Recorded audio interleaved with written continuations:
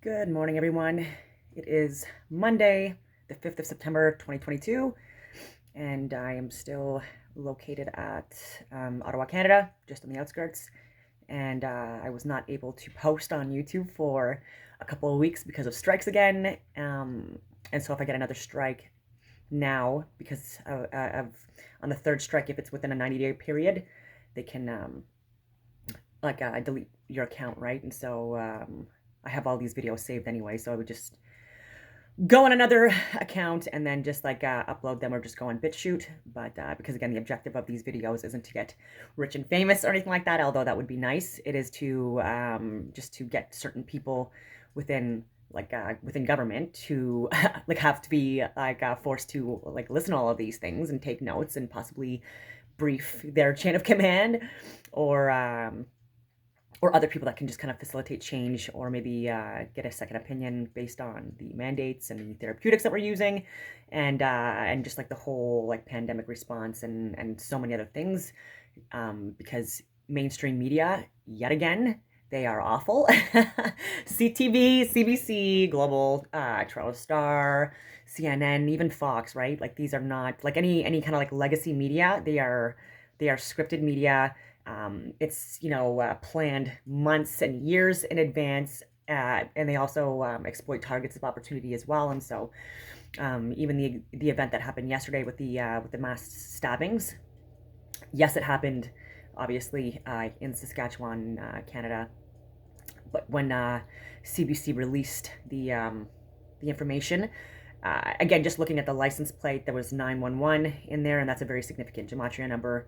And there was also 88 within the time that it was reported. It was 848 or 838, I forget what it was, don't quote me, but with the 88 being in there, and 88 signifying, again, it's another Jesuit, Zionist, Rosicrucian, Freemason number, whatever you want to call it, but within gematria, which is very ancient,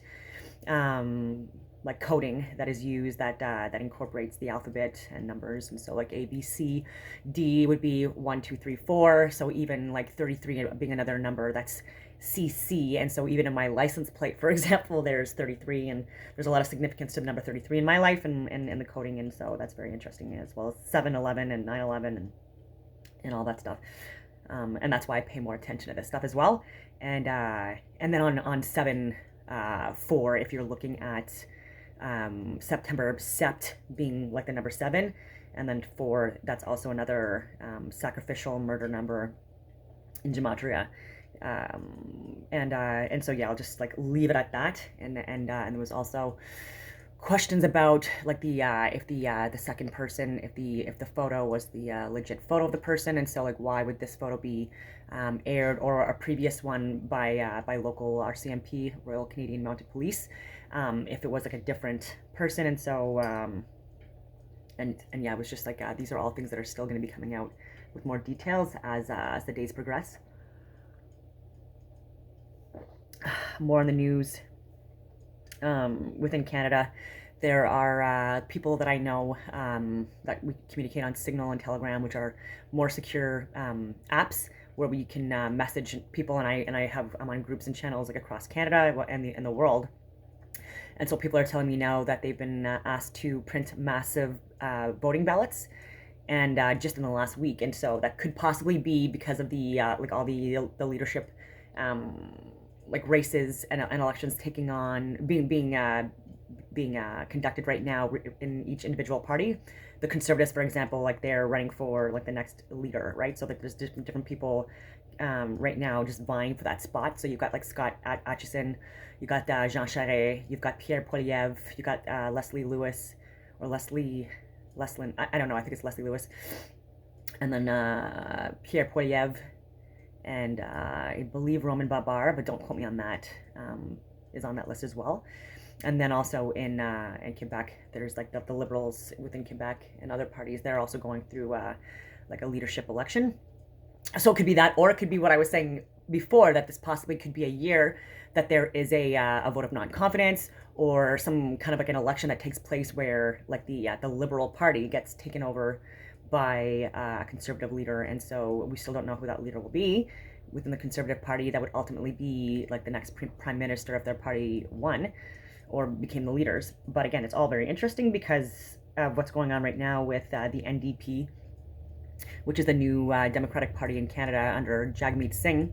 He formed an alliance or a coalition, whatever you want to call it, with the Liberals to keep them in leadership criminally until 2025, and so with all the mandates, with all the excessive deaths, with all the cover-ups and the memorandums being leaked and released, and like the actual science, like not being censored or redacted, like actually coming out, and Pfizer having to release their trials, like even this past March, and then you've still got people that are speaking up that are somehow still alive, like Dr. Robert Malone and Dr. Peter McCullough, and anyone that just like has a visceral response to those names and haven't done any research or even like fully even listened to like one interview, like shame on you again, because like after 2.5 years I've had to listen to all the lies with that's not based on science or medical data or governmental data, because again, I've debunked this and I've shared this. I'm doing videos, I'm sharing links, I'm emailing all levels of government, I'm on all these like secure channels, keeping up to date on all this stuff. And so like, what are you doing? Like, you can't even like listen to one video. Like yeah, I can't even on that. And then you've got people like Jeremy McKenzie and me that get blasted even from people that are supposed to be like on our side, right? So like even in the last like week, I was on a channel and sharing my videos, and someone like said that my videos were that I was annoying or something like that, and it's like that, like, and I laughed at it. I'm like, cool, like how is that even productive? Like when I'm already getting like I've had cops like harass me with like for zero reason late at night, even having complex trauma and a veteran on multiple occasions, just conveniently in the last like 2 years, now that I've been speaking up more about this stuff, but especially in the last year and a half. And then people, and then men, strange men that I don't know, again, like trying to like break into my home and then circling my block for over 2 hours, and then threats, and then stalking. And then even, I don't know if people remember this, when I was prepping for that competition, and like I had this big story like that I said that like I almost died in a car accident because this guy literally pulled into my lane as I was passing, and then I had to go through like these meridians and posts and stuff like that, going from my home to I was going to arm prior to go to the gym, and yeah, and he stayed in that lane pretending that he couldn't see me, or maybe he couldn't see me for a while, and then anyways, I've talked about this, and so I've had like other strange like incidences as well, right? So is this all just coincidental? I don't know. I've had people like try to follow me home, and so I've taken different routes, and like obviously like didn't like drove right past my home if I saw that they were like turning on my block, all those things. But maybe that's just paranoia. I don't know. But I've also had times where, well, especially more recently, just in the last few months, where like I came home and my door was open, and I'm very secure with my locking my doors and stuff like that when I leave. And so yeah, just all sketchy stuff. And then cops seeing me like after I leave, like different like I like Roman Babar, for example. He was speaking here in Stittsville at a pub, and I just went to listen to it, and then I spoke at the end, and then like that same day, within like 2 hours, like I'm driving my dogs to the dog trail, and then the cops like see my Jeep like turn around, like lights on and stuff like that. I'm doing nothing wrong, and then like parks behind, like blatantly like looking at my vehicle, and I was like stopped at a light, and then like went beside me into a lane that was like a left turning lane or whatever, and was like looking at me, and I'm just like looking back, and I'm like, hi, you know what I mean, smiling like I'm doing nothing wrong. And like my dogs are looking at him too, right? Like, and like do you have nothing better to do? Like I'm like, oh, anyway, it's just so frustrating, because like a lot of my law enforcement friends too, they laugh at this stuff. They're just like I don't know what to tell you. They're like, you're putting this on yourself. But I am putting this on myself. It would just be nice if people that were supposed to be like within like the groups that are apparently like trying to fight to end the mandates and therapeutics and stuff like that, like if all you're doing is just slamming people that are actually posting videos, and able to articulate ourselves and be vulnerable to attacks and stuff like that from people that clearly are the majority and want me dead or hate me for so many different reasons, anyway, it's just so frustrating. And then you've got CBC, reaching out to Jeremy McKenzie, who had that Diagolon meme and who was making fun of the government for being duped so many times with like misinformation and like actively blatantly lying about certain events happening, and like, and then with the role players and scenarios that they pay for, letting them play out, and the media is all heavily involved in this stuff. It's all staged, planned stuff, right? And it's disgusting. And so you have this like and I posted a few stories today on Instagram, and I see this LaFleche guy, but like, yeah, he emailed Jeremy, who's been trying to speak out against mandates for all of us, like, but especially for children and for the elderly, right? People that can't defend themselves. And as a veteran, what he was saying is just like I feel, right? Like, yeah, we're like, you don't stop being a warrior or of service just because you like turn the uniform in. I'm still a business owner, first of all, and I still, depending on who wants to accept someone that's not vaccinated or not, or for whatever reason, like even like people don't want to even do in-person training anymore for anything in multiple levels of government. And so we need to start doing more of that. But like we have like these like CBC media losers that write such like such ignorant like emails, right? And like using big words like vitriol and condescending, right, in this email, because he thinks that we're stupid or ignorant, even though I have multiple degrees, and like to be like a journalist or like you don't have to have like the same qualifications as we have had to have in order to conduct our careers, right? So like these people are just so frustrating. And so Jeremy like emailed him back and said, like, you are scripted media, basically lying to everyone and directly the cause of the enforcement and the enabling of the mandates and the therapeutics to innocent people. And they absolutely have blood on their hands, and he has blood on his hands, not Jeremy, but this LaFleche guy. And so I'm glad that he called it out, and I shared that response back. I didn't share the email from LaFleche because it's all just big words, just used again to vilify people, because like that's their job, right? They're just good with spinning words and making people look like awful, right? Even though they're not, right? It's character assassination, and insecure assholes do that. So yeah. Yeah, if you don't know Raging Dissident, I highly recommend you take a look at those videos, because then you'll get a better understanding of like why this is so ridiculous, how they're trying to paint people as certain groups that they're not, and the irony of the people that they're calling certain groups to is just like, it's not lost on us. And anyway, so yeah, there might be an election. There might be an election, and if there is, it would be great to get Chrystia Freeland and Justin Trudeau and Gerald Butts and their enablers and fixers like out of the way, and fired, jailed, all of the money returned to us, and maybe they could be homeless just like all the people that they made homeless in the last 2.5 years because of their stupid mandates, because they don't read anything and they're lazy and they're ignorant.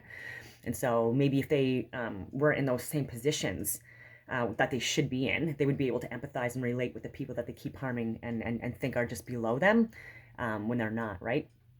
And I can say that because for the last several years I've been working with Discovery University through the Ottawa mission as a facilitator. And although I didn't get an email back for this semester, maybe I'm just too controversial online now, I don't know.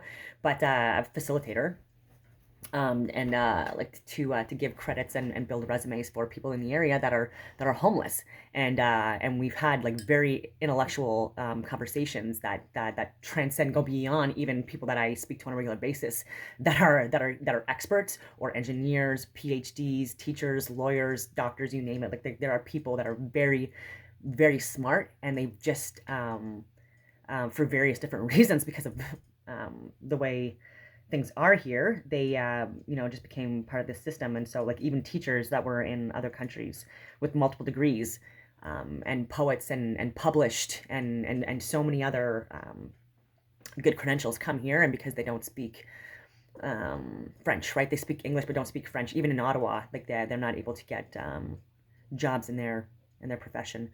And it's a shame because the standards are low. So the fact that you were only looking at people that are bilingual, and I'm bilingual too, right? So I can talk. I speak a little bit of a lot of languages, but I definitely am fluently bilingual in English and French. And yeah, with government, you have to be fluently bilingual or functionally bilingual. And so, yeah. I've just discussed, I'm looking at like the bedrock, and I posted some videos too about ancient civilizations and how we used to be a lot more advanced, and then we regressed, and then we evolved and regressed. It depends on the cycles of the Earth, of the planet, or whatever you want to call it, or this plane, and the conditions that, whether they be natural or man-made, that happen in certain environments that displace people or not, um, and uh, and all the cover-ups that we do. So even like this heritage site that's like right behind my house that should have never been touched, I'm looking at all the explosions now, right? Because they were literally within meters of my home, and and it looks like it possibly could be like old, like roads, like the bedrock, or like old, like you name it. It could be anything. But these heritage buildings could also be like significantly older than we're being led to believe as well. And why I'm saying that is because the trees that were behind, the thousands of trees that I say that were at least hundreds of years old, if not thousands, they were grown like above that bedrock area too, right? Or at least around the area. So it would lead me to believe that this bedrock, or these stones that look like pieces of road. I don't know if you could see it, but there's even like old, like rusted um, scaffolding pieces. Anyway, and yeah, so older history, right? And even with like the parliamentary buildings and the museums and libraries and so many other areas here that we're being led to believe are like younger than they are. Like there's so many different ways that we can assess and rediscover, I guess, our lost secrets of the old world, right? And we've burned a lot of books, we've covered up a lot of sculptures and runes and murals and like different like even on walls, like in so many different areas, and we've like tried to blow up so many different like places to and cover up and cut things down, like these large trees that we used to have that were more silicone based. And apparently even we humans, like there were species that were more silicone based and maybe still are in different areas of the world. But yeah, the mandates like in Canada, like the narrative again, as school is starting in fall, was kicking in. We're getting again like the fear mongering against like wearing masks and getting your 18th booster, even children, which is appalling to me. And then talking about like the fear again about being inside and all that stuff. And so this is what I'm hoping doesn't happen. And it seems that like there's a lot of people in the last like couple of weeks especially that are seeming like more and more like negative and losing hope, getting more frustrated, more irritable, me included, and more like isolating more, I guess, and being more introverted. And that is the opposite of what we should be doing. And I think that this is intentional as well. Like I think that this is just I think whatever this is that we're all experiencing, I think we need to try to get beyond it, and start talking to each other more, especially about ways to move ahead, and even UFO stuff, right? Like this, like I keep on bringing this up, and I'm not gonna stop. I guess until my account gets removed. But yeah, like I do think that these advanced crafts, whether they be land, air, or sea, are internal within this dome, and they're being hidden from us, or obstructed from us, and there may also be like advanced designs that we just don't have the ability to use anymore, right? Like it's either like lost technology, or we just lost the ability to be able to use it for different reasons. And so I would love to be part of these panels of people that like look at old advanced technology or designs or symbols and stuff like that, and make assessments on it. That would be really cool. But yeah. Yeah, I think I'm gonna leave it at that for now, because I've been gone like whenever I'm gone for too many weeks, so much passes that I just don't know, and I should like make a list. But on that note, I'm gonna leave it at that and hope that everyone has a wonderful day.